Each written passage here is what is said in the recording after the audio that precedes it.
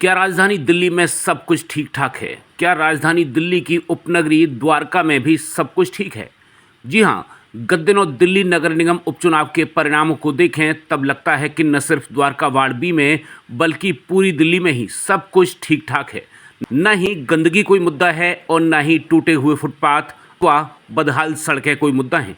न सिर्फ इतना बल्कि झाड़ू लगने का विषय हो या फिर कूड़ा उठने का, सब कुछ एकदम दुरुस्त है। इसके साथ ही द्वारका की सोसाइटीज़ में भी कोई समस्या नहीं है। हालांकि चुनाव से पूर्व तमाम विशेषज्ञ और द्वारका के गणमान्य नागरिक भी कई प्रकार की कमियां सोशल मीडिया के माध्यम से शेयर करते हुए नजर आते थे।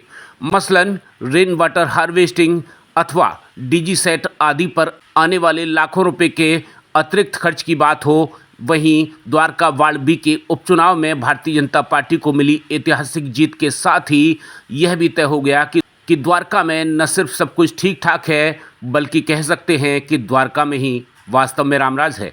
क्योंकि अगर द्वारका में कहीं भी कोई समस्या होती तब यकीनन परिणाम इस तरह के एक तरफा न आते। बेहद बड़ी संख्या में द्वारकावासी चुनाव पूर्व परिवर्तन की बातें करते थे, तो वहीं दूसरी तरफ भारतीय जनता पार्टी के प्रत्याशी मनीषा राजपाल सहरावत को मिले प्रचंड जनसमर्थन को अगर देखें तो शायद द्वारका में सब कुछ एकदम दुरुस्त है। और अधिकांश गणमान्य नागरिक या कहें विशेषज्ञ अपनी ही कही बातों से मुकर गए।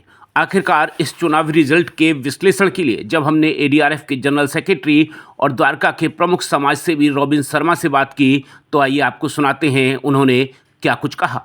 देखिए, जिस प्रकार से बहुत सारे लोग कई तरह की बातें करते आए थे और हम लोग भी देखते रहते हैं, कभी अतिक्रमण का मुद्दा लेके बहुत सारे द्वारका के रेसिडेंट्स उद्वेलित होके व्हाट्सएप पोस्ट करते थे। बहुत सारे लोग शिकायत करते थे, पब्लिक मीटिंग्स के अंदर में कूड़ा न उठने की शिकायत होती थी। बहुत सारी इस तरह के मुद्दे थे जो इस निगम चुनाव को प्रभावित कर सकता था। लेकिन जिस प्रकार से वोटर्स ने एक तरफा भारतीय जनता पार्टी के निगम प्रत्याशी के प्रति अपना समर्थन व्यक्त किया है, उससे तो ऐसा ही लगता है कि द्वारका में सब ठीक है। ना अतिक्रमण कोई मुद्दा है यहाँ पे द्वारका के वोटर्स के लिए, ना सोसाइटी या डीडीए पॉकेट से उठने वाले जो कूड़ा नहीं उठ रहा था वो कोई मुद्दा है। गंदगी अगर है तो लगता है सिर्फ विपक्ष के लोगों के लिए है, द्वारका के निवासियों के लिए सब ठीक है।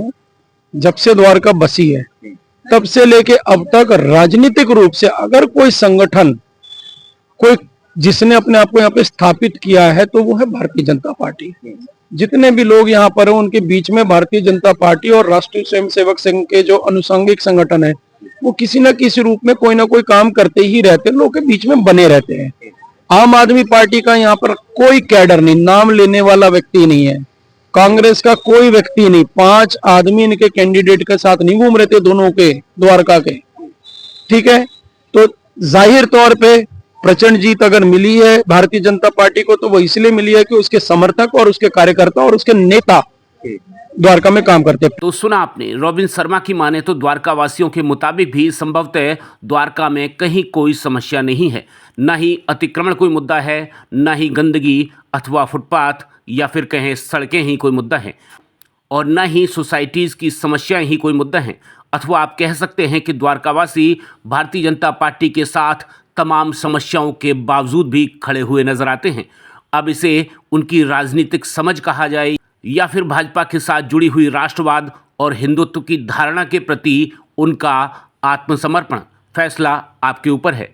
बहरहाल द्वारका के रामराज को हमारा प्रणाम। ब्रेकिंग न्यूज़ दिल्ली एनसीआर के लिए अनंत कौशिक की रिपोर्ट।